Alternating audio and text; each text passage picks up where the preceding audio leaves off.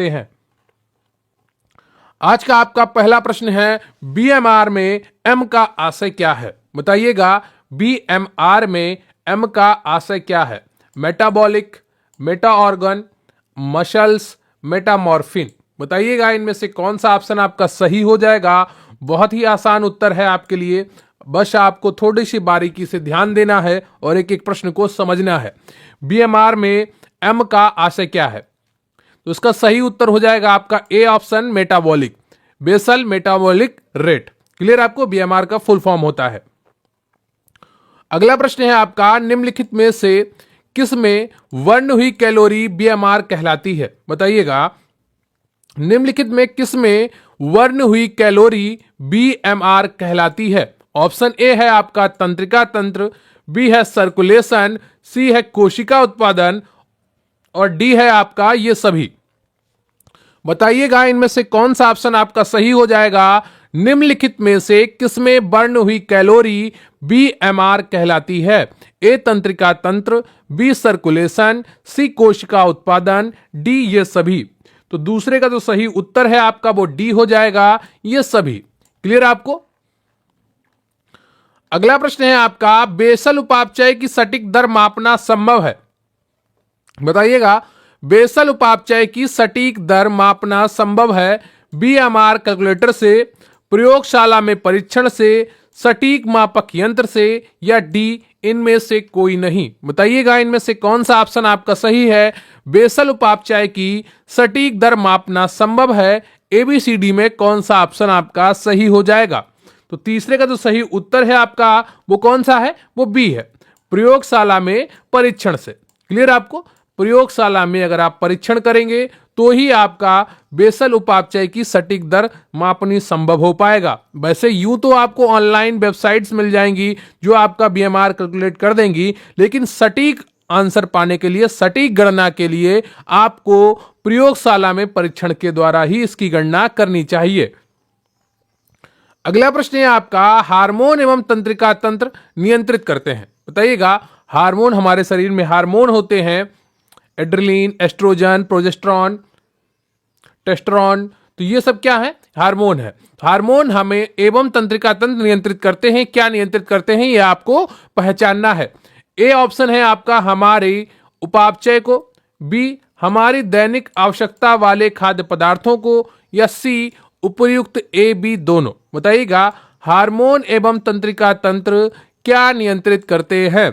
A option है हमारे उपापचय को, बी है हमारी दैनिक आवश्यकता वाले खाद्य पदार्थों को, सी है उपर्युक्त ए बी दोनों, या डी इनमें से कोई नहीं। बताइएगा चौथे का कौन सा ऑप्शन आपका सही हो जाएगा। हार्मोन एवं तंत्रिका तंत्र नियंत्रित करते हैं, किसे नियंत्रित करते हैं यह आपको बताना है। हमारे उपापचय को, हमारी दैनिक आवश्यकता वाले खाद्य पदार्थों को, उपर्युक्त ए बी दोनों को, या इनमें से कोई नहीं। चौथे का कौन सा ऑप्शन आपका सही हो जाएगा? तो चौथे का ए ऑप्शन आपका सही है, हमारे उपापचय को। क्लियर आपको? ए ऑप्शन आपका बिल्कुल सही है। अगला प्रश्न है आपका, वैश्विक स्तर पर मानव विकास रिपोर्ट का प्रकाशन किस संस्था के द्वारा किया जाता है? बताइएगा, वैश्विक स्तर पर मानव विकास रिपोर्ट का प्रकाशन किस संस्था के द्वारा किया जाता है? ए संयुक्त राष्ट्र विकास कार्यक्रम यूएनडीपी, बी विश्व बैंक, सी अंतरराष्ट्रीय मौद्रिक कोष, डी विश्व व्यापार संगठन। बताइएगा इनमें से कौन सा ऑप्शन आपका सही है। वैश्विक स्तर पर मानव विकास रिपोर्ट का प्रकाशन किस संस्था के द्वारा किया जाता है? ए संयुक्त राष्ट्र विकास कार्यक्रम यूएनडीपी, बी विश्व बैंक, सी अंतरराष्ट्रीय मौद्रिक कोष, डी विश्व व्यापार संगठन। तो पांचवें का कौन सा ऑप्शन आपका सही हो जाएगा? पांचवें का ए ऑप्शन आपका बिल्कुल सही है, संयुक्त राष्ट्र विकास कार्यक्रम यानी कि यूएनडीपी। क्लियर आपको? अगला प्रश्न है आपका, इनमें से कौन सा संवेग का उदाहरण नहीं है? तो एक ऑप्शन आपको चुनना है जो संवेग का उदाहरण नहीं है। ए ऑप्शन है आपका घृणा, बी ऑप्शन है आश्चर्य, सी है क्रोध और डी ऑप्शन है आपका लड़ाई। तो बताइएगा इनमें से कौन सा ऑप्शन आपका सही हो जाएगा। इनमें से कौन सा संवेग का उदाहरण नहीं है? ए घृणा, बी आश्चर्य, सी क्रोध, डी लड़ाई। बताइएगा इनमें से कौन सा ऑप्शन आपका सही हो जाएगा? घृणा, आश्चर्य, क्रोध, लड़ाई। इनमें से कौन सा संवेग का उदाहरण नहीं है? तो छठे का जो सही ऑप्शन है आपका वो कौन सा हो जाएगा? देखिए, घृणा तो संवेग होता है ना, ये मन से। आश्चर्य भी संवेग होता है और क्रोध भी संवेग होता है, लेकिन लड़ाई ये संवेग नहीं होता है। ठीक है, तो इसका सही उत्तर हो जाएगा आपका डी ऑप्शन, लड़ाई। ये संवेग नहीं होता है, बाकी तीनों संवेग होते हैं। जो हमारी फीलिंग होती हैं वो संवेग होती हैं, आप सामान्य भाषा में समझ लीजिए। जो हमारी फीलिंग होती हैं वो सामान्यतः संवेग कहलाती हैं। क्लियर आपको? लेकिन लड़ाई हम भौतिक रूप से करते हैं किसी से, तो वो संवेग नहीं होती है। फीलिंग सिर्फ हमारे अंदर होती है, लड़ाई के लिए हमें कोई और चाहिए होता है ना? तो डी ऑप्शन। अगला प्रश्न है आपका, बच्चे के अंतः व्यक्तित्व का प्रत्यक्ष संबंध विकास के किस आयाम से परिलक्षित होता है? बताइएगा, इनमें से कौन सा ऑप्शन आपका सही हो जाएगा? बच्चे के अंतः व्यक्तित्व का प्रत्यक्ष संबंध विकास के किस आयाम से परिलक्षित होता है? ए मानसिक, बी शारीरिक, सी संवेगात्मक और डी है आपका सामाजिक। बताइएगा, इनमें से कौन सा ऑप्शन आपका सही हो जाएगा? बच्चे के अंतः व्यक्तित्व का प्रत्यक्ष संबंध विकास के किस आयाम से परिलक्षित होता है? तो सातवें का जो सही उत्तर है आपका वो कौन सा हो जाएगा? ए मानसिक, बी शारीरिक, सी संवेगात्मक, डी सामाजिक। तो इसका सही उत्तर है आपका सी संवेगात्मक। क्लियर आपको? सी उत्तर आपका बिल्कुल सही है, संवेगात्मक। अगला प्रश्न है आपका, कमजोर वर्ग के उत्थान के लिए सर्वोत्तम साधन है? मद्य निषेध, सामाजिक विकास, अस्पृश्यता निषेध, सामाजिक कानून। बताइएगा, इनमें से कौन सा ऑप्शन आपका सही हो जाएगा? कमजोर वर्ग के उत्थान के लिए सर्वोत्तम साधन है मद्य निषेध, सामाजिक विकास, अस्पृश्यता, सामाजिक कानून। आठवें का कौन सा ऑप्शन आपका सही हो जाएगा? आठवें का बी ऑप्शन आपका बिल्कुल सही है, सामाजिक विकास। क्लियर है आपको? अगला प्रश्न है आपका, उच्चतम न्यायालय ने महिलाओं को सशस्त्र बलों में स्थायी कमीशन देने का अपना निर्णय कब दिया? उच्चतम न्यायालय यानी कि supreme court of India, Bharat का जो सर्वोच्च न्यायालय है, उच्चतम न्यायालय ने महिलाओं को सशस्त्र बलों में स्थायी कमीशन देने का अपना निर्णय कब दिया? वर्ष 2020 में, वर्ष 2022 में, या वर्ष 2010 में, या वर्ष 2007 में? नौवें का कौन सा ऑप्शन आपका सही हो जाएगा? उच्चतम न्यायालय ने महिलाओं को सशस्त्र बलों में स्थायी कमीशन देने का अपना निर्णय कब दिया? तो नवे का जो सही उत्तर हो जाएगा आपका वो ए है, वर्ष 2020 में। क्लियर आपको? अगला प्रश्न है आपका, किशोर न्याय बालकों की देखरेख और संरक्षण संशोधन अधिनियम कब पारित किया गया? बताइएगा, किशोर न्याय बालकों की देखरेख और संरक्षण संशोधन अधिनियम कब पारित किया गया?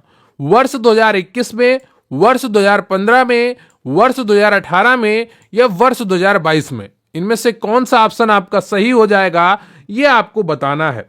तो 10वें का जो सही ऑप्शन है आपका वो कौन सा है? जल्दी से बताइए। ए ऑप्शन आपका बिल्कुल सही है, वर्ष 2021 में। क्लियर आपको? ए ऑप्शन आपका बिल्कुल सही है, वर्ष 2021 में किशोर न्याय बालकों की देखरेख और संरक्षण संशोधन अधिनियम पारित हुआ।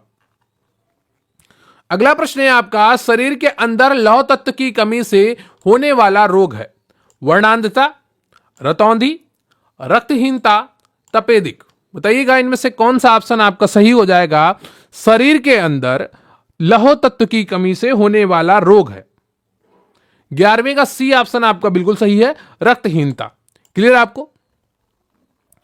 अगला प्रश्न है आपका, एक गिलास पानी पीने से कितनी कैलोरी मिलती है?